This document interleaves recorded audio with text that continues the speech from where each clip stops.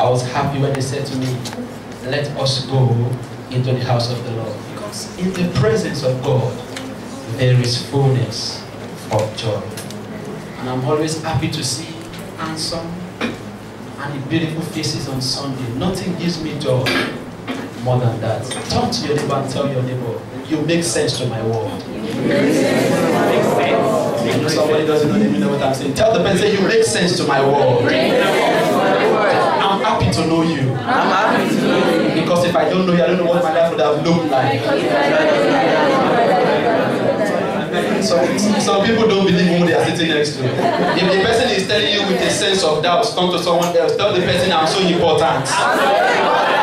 Because I'm wonderfully made. Tell the person, say, don't fear today. There is liberty in the house. Hallelujah. Praise God. I'm believing God for a wonderful time in His presence. I've got no sermon to preach this morning, but just to charge us to praise God. And then when I said I've got no sermon, somebody said, this man might take more time. But by the grace of God, with the speed of the Holy Spirit, amen, the Lord will beat your imagination. Amen. In the name of Jesus. Amen. I'm speaking briefly this morning on God is in control. God is in control. God is in charge. God is in control. God is on the wheel. Hallelujah. Amen. I've got to discover something, and that is oftentimes when we are not in control, we are worried. Oftentimes when you are not in control, you are worried. You are not the first in your class, you are worried. You are not the first in your family, you are worried. You are the first to buy car in your family, you are worried. You wrote an exam, you came third, you are worried. In your class, at the start after, you are worried. And many other things, you become worried. But that's the true issue of life. Everyone wants to be in charge in life. I'm sure if God will open many minds to me today, some people would have preferred to be taking the sermon this morning. Because people want to be in charge. Now, I'm not trying to say that it is wrong to be in charge, but it is pleasurable to be in charge. We always like to be in control. But anytime we're not in control, then we become moody. Then there is a problem. Then we begin to worry. Hallelujah. I've come to discover in the few years I will drive, or I've been driving for like 8 or 10 years, that I only feel comfortable with my driving, not with somebody else's driving. If somebody else is driving you, you get worried. Wait, little by little, don't go far, don't go. But when I'm on the wheel, even when I'm driving rough, I believe I am driving the best. Why? Because I'm what? I'm in control. And I believe I cannot drive myself to what? To a place where I will die.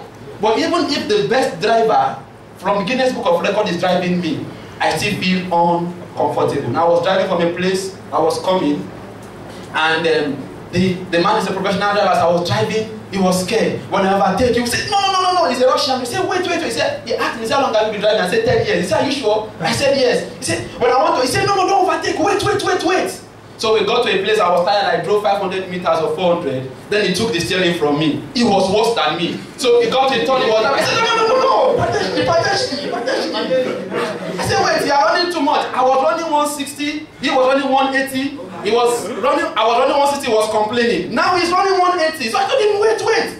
I was running 160, you were complaining. And now you're running 180, who is better? So we got to a place, I took off the steering again. Why? Because I was not comfortable with his driving. He was not comfortable with my driving. All I could do was just to relax the chair and was sleeping. As if I didn't want to see what he was driving. I was just praying until we got to key. Hallelujah. Now, the fact remains that when we are not in control, we are often afraid. What brings worries the more in life is when you are not in charge. When you are not in control. But you don't always have to be in control before you get to where you are going to in life. Hallelujah. Amen. You don't have to always be in control before you get to where you will get to in life. Now, some things happen in a man's life that puts you in between faith and fear. At that point, It is either you stick to your faith or you get bothered about your fears. And when you get bothered about your fears, then it kills the God's consciousness in you of what He can do. But when you're on the side of faith, it triggers your mindset to know that with God on your side, majority is on your side. Now, Jehoshaphat was enjoying on this faithful day the man in control of the kingdom. He never understood what is called defeat. All the battles he has fought, he has always what? Defeated. But this day, they were enjoying, marrying, eating, only for the news to come. Like many of us in our lives, we'll sit at the comfort of our room, watching YouTube, listening to some songs, and the call will just come in, and the person tell you, hello, your grandfather is in the hospital, and you just get worried. I'm sure like when my grandfather is there, so if they call me, I'll think it's another word. Hallelujah. Now, the same thing happened to Jehoshaphat, a man in control. Only for him to know that 3 good countries or more were coming to fight against him. They were not prepared. It was unaware. The man became so disturbed and worried. He was beginning to think, so I will not be in control again. So I will not take charge again. So they are going to defile us. They are going to kill us. They are going to take all that belongs to us. And out of fear, something triggered in him to go to God. I'm sure whenever Jehoshaphat fasted before, for the very first time, the man declared a fast in the whole land. Even the young children, I'm sure they didn't give them breast milk. They had to fast. Why? Because his fears already overtook him. So they declared a fast. And they fasted in the land. And they inquired of the Lord. And the Lord spoke to them. He said, come, anytime you get to a point in life when your fear seems like it's overtaking you, he said the first thing you need to do is to run to me, because I am in control. So they ran to God, and God said to them, after they have prayed, He has given God a series of sermons. God, would you not allow them to kill us? Don't forget the promise you made to our forefather Abraham. Don't forget how you spoke to Moses. How you rescued them. How you fed them 40 days and 40 nights. How you parted the Red Sea. How you did this. Many of us, when we get to some crossroad in life, we know the Bible more than God Himself. Then we begin to tell Him the stories of how your grandfather was sick, you heard how he healed. How Abraham wanted to sacrifice Isaac, and through faith, God gave him a ram. Then Job too was going, and God supplied everything again. Even though you have not read the Bible for years, but you know those stories. Because your fears begin to bring some things unconsciously into your mind. Jehoshaphat was in the same situation, where he was not thinking of anything that could work for him. His fear pushed him to the presence of God. Listen, number one thing I want you to understand this morning is that let your fear push you to God. Don't let your fear take you away from God, but let your fear push you to God. You know, at times, God just has to make you to pass through some situations so that He can stretch you. And when God stretches you, you increase. When you stretch something, what happens? It expands. So God makes you pass through some difficult situations in your life because He wants to stretch you. And when He stretches you, He's bringing expansion your way. And that was God was making out of the life of Joshua. You want to be a leader. Now let's see how you handle this situation. And the Lord said to them, He said, come. He said, Jehoshaphat, you have always been in control. But this time, I want to be in control. Hallelujah. Now, oftentimes in life, you have to understand the fact that let your fears always make you see somebody that is invisible that can attend to your situation. Now, Goliath and David did not look it. David was, in fact, the size of, you can take 3 of David from Goliath. But he had to face Goliath. But his fears made him believe in an invisible being, in an external force that could strengthen him. That's why I say, let your fears make you believe in an invisible force that can fight your battles for you. The Lord said, the battle is mine. It is not yours. You can't fight it. You've got no strength. I'm sure Jehoshaphat was thinking, these armies are well trained. By history, the Amorites, the Moabites, they have the best form of army. Now they passed through Syria, which means they have dealt with them to be able to come to the land of Israel to come and fight against them. They were skilled armies. They were experienced. So when Jehoshaphat heard that experienced armies were coming to fight against him, his system changed. He didn't eat again. In fact, he lost taste. He lost appetite. Have you ever got into a situation in your life when they tell you something you don't feel like eating? You are hungry, but the food is not going. You cannot just swallow it. You lose taste. You cannot differentiate salt from pepper or pepper from sugar. You cannot even taste the juice you like to taste. It becomes bitter in your mouth. Why? Because you are soaked with worries. Jehoshaphat was in the same situation. But he had to just do something. And that is to run to an external force who can fight all his battles for him. He declared a fast and they prayed in the land. And the Lord spoke through his prophets. He said, thus saith the Lord, don't worry. By this time tomorrow, all I need is I want psalmists. I want praisers. I want those who can sing. I don't want the skilled armies. In fact, in this situation, the battle is mine. And when I want to fight my battle, I don't need a gun. I don't need a bullet. I need nothing to deal with your enemies. In this month of wonders, I don't need you to worry. I don't need you to fight. I want to fight your battles for you. I want to carry you on my wings. I want to fly with you. And the broad psalmist, doesn't it look stupid if somebody is waging war against your country and your president stand up to say, hello, nation, fast one day, after one day, all those who can lead praise and worship, all those who can play the piano, please come outside with your instruments. When the armies are coming, we'll be dancing with them while they are coming with their bullets and their machine guns. Hallelujah. I'm sure they tell me that I will, in fact, the nearest visa I will take. Even if it's to Togo, I will go. I'm telling you. If there is a way I can run from that place to Togo, I will walk.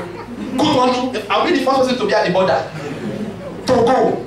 How can some people are coming with spears and everything, and God said, just praise me. It's all I need is praise. It looks so funny. Now Jehoshaphat was caught between his faith and his fears. Then what would I do, God? Are we going to praise? Or we are going to start preparing to fight? Now there are many battles in your life that you don't need to even worry about, because it is settled already. If only you can praise God. Your inability to praise God is what tears up worry in you. And when worry comes in, you lose the battle. But when you do entertain fear as touching that God is in control, you don't worry. Now because I know God is in control, I will never worry. The only time I can worry is if somebody is in control. But if God is in control, now when God spoke to Jehoshaphat, he was not worried again. Why? Because he knows the invisible being is now in charge. If there to be a pastor that told me he's in control, I will still worry. He did not learn how to fight. The only thing he learned scriptures, to fast and to pray. But God fought right from the time being. He fought in the land of Egypt. He brought them out. He has done many wonders until the day. So the God that did it before can do it again. Hallelujah. Your praise gets God so intimidated that he attends to your situation. Nobody can intimidate God. but it gets him up for him to attend to your situation.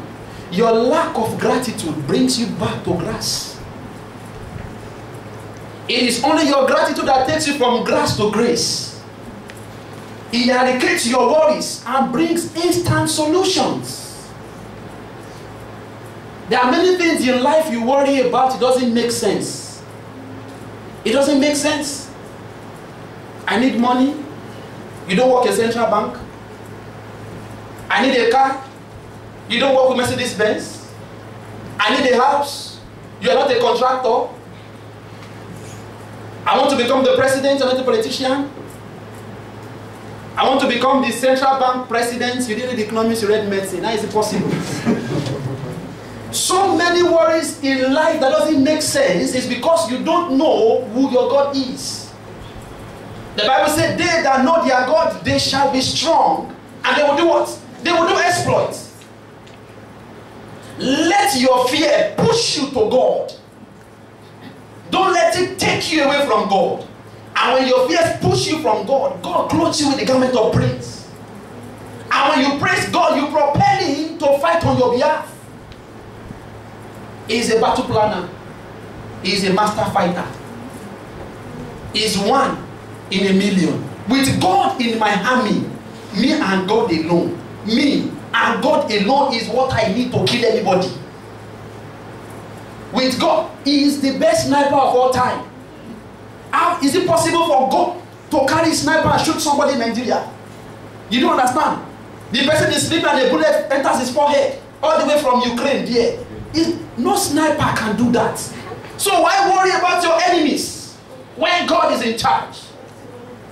Why run from pillar to post when you have the elements to disgrace your enemy? The element of praise. The power of praise. So why run? Why get scared that there is a witch in your village? Why worry that there is one man in your village that told your father you will see? And because of that you declare 40 days because of only one man you will see. When you can only lock yourself up in the room and praise God for 1 hour. When you praise God for 1 hour, what it does for you is equivalent to 20 years. Just to praise God for 1 hour in your life. Many of us will lack the mentality of praise. Those who don't praise remain low. Those who don't praise remain low. Because it is only the humble that can praise God. And somebody wrote something on Facebook, one of the girls here, she said, if you are not humble, you will stumble. Then I begin to see those walking in your dramatic level. Hallelujah. Amen. If you are not humble, you will do what? You will stumble. It is only a proud man that will say there is no God. What can he do? Since when I was young, he has done nothing for me. And now I'm 30 years of age, he has done nothing for me. And I'm still living, he has done nothing for me. You are not blind, he has done nothing for you. You can still swallow your food, he has done nothing for you. You can put your slim legs in one shoes, he has done nothing for you. He has never done anything for you. Maybe for once you should visit the hospital and they tie your leg to one thing. I'll stay there for 6 months, then you will know God is merciful. You know, many of us, God just needs to carry us through some tight corners of our life so that we learn to praise. So that we learn to praise God. So that we learn to thank God.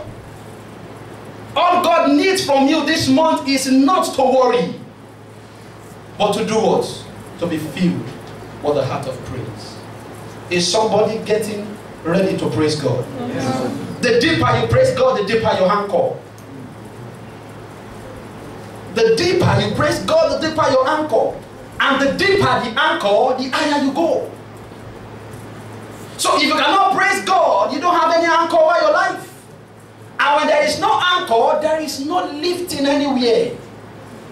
Because it is your praise that brings the anchor, that brings the lifting. Your trouble is meant to take your anchor deep. It is not meant to move you. That is why I say, allow your fears to push you to God.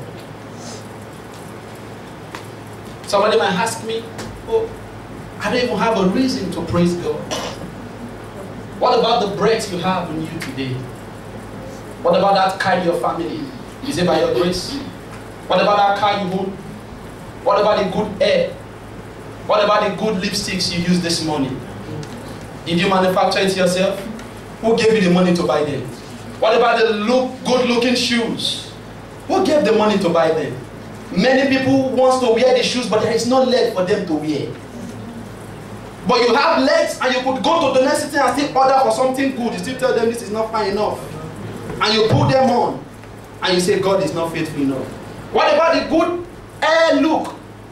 The good hairdo? Is it by your grace? Some people, you cannot touch their head. If you touch the problem, headache. They cannot even plan. All they can do, women, they shave their hair every time. I'm telling you true life stories. You cannot just touch their hair. Hair cannot grow on them. Why? Because it is serious pain. But you can sit down in the salon, watch the mirror, take the hair, do it like this, say it's not good, after 2 weeks you change it. You take it again to a hairdresser, they do it again, they put pin on it, you just, hey, little pain, and it is gone. Is it by your grace? It is not by your mercy. You can speak. Many want to speak, but they cannot speak. The comfort in your family, is it by your grace? That you were given visa to Ukraine, is it by your grace? How many of you could have talked to the consular to give you visa, if not for God that came down on behalf of you? Many of us came by grace to this country. But the only way to maintain the grace is to praise Him. The only maintenance for your grace is praise. So if you cannot praise, you cannot maintain the grace. And when grace expires over a man's life, then you are left with nothing.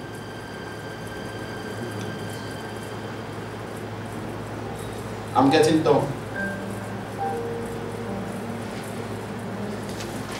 When you praise God, He lifts you up. When you're in a tight corner in your house, all you need to do is not to worry. Gather your father, gather your family members. Say, Daddy, Mommy, come on, let's just praise God. Because as you begin to praise, your enemies and begin to get scared. They begin to fight against themselves. The leader in the witchcraft group says to the assistants, who are you? Understand? Say, me. I'm older than you. You are just privileged to be there. And they start to fight themselves. Why? Because praise brings confusion in the camp of your enemies. Daddy, let's praise. Hold my hand, Mommy. Don't worry, you have tambourine. You play the tambourine. Daddy, can you play the trumpet? No, don't worry. Just take a stick, beat the chair. Oh, who is left in my family? Oh, Favor, you can sing. Oh, you sing. Oh, who can dance? I can dance very well. I don't know how to sing. And all of you do different things. And you just discover that you begin to praise God. Your enemies begin to fight against themselves. And after praising, the next call you hear is that the younger sister of one elder sister, both of them fought and they killed themselves. And how did it happen? Your praise goes to the camp of your enemies. And you have a problem and you gather everybody and say, Mommy, let's praise God. And as you begin to praise, then they call from Abuja. They say, no, your father is qualified for this. Why? Because praise goes to open the fire and qualifies him for the what he's not qualified for. That is what praise can do. Praise takes you from the level of nothing to something. Because when you have the heart of praise, you have the heart of God. But when you don't have the heart of praise, you don't have the heart of God, then how do you get from God?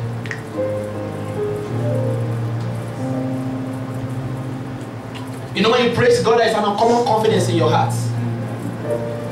Some prophecies begin to come into your heart. I cannot afford to lose. I cannot afford to fail. It is too late for me to fail. It is too late for me to be a failure. Failure is not my portion. Sickness is not my portion. Death is not my portion. Curse is not my portion.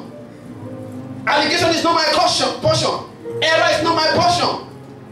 No. Because as you begin to praise God, God begins to tell you sweet things about yourself. Oh, eyes have not seen, ears have not heard, neither has it come to the heart of man what I prepared for those who can praise me. I am lifting you. I am taking you up from grace to grace, from a nobody to become the 100%. That is what praise can do in your life. It pushes you forward. It doesn't draw you back. At every point in your life when you experience failure, you just step on failure, say, failure, get away. Yes, sir. Because I am born to be great. Yes, sir. I am born to succeed. I am born to be on top. When you praise God, you get some uncommon prophecies on the inside of you. When you begin to speak into your destiny. And when you speak into your destiny, things are bound to happen for you. Because you see, as you speak it forth, I will hasten my word to come to pass. Do we have presence in the house? Yes. Do we have those who want to praise into their destiny? Yes. Do we have those who want to praise into their greatness? Yes. If you are here now, can you be on your feet?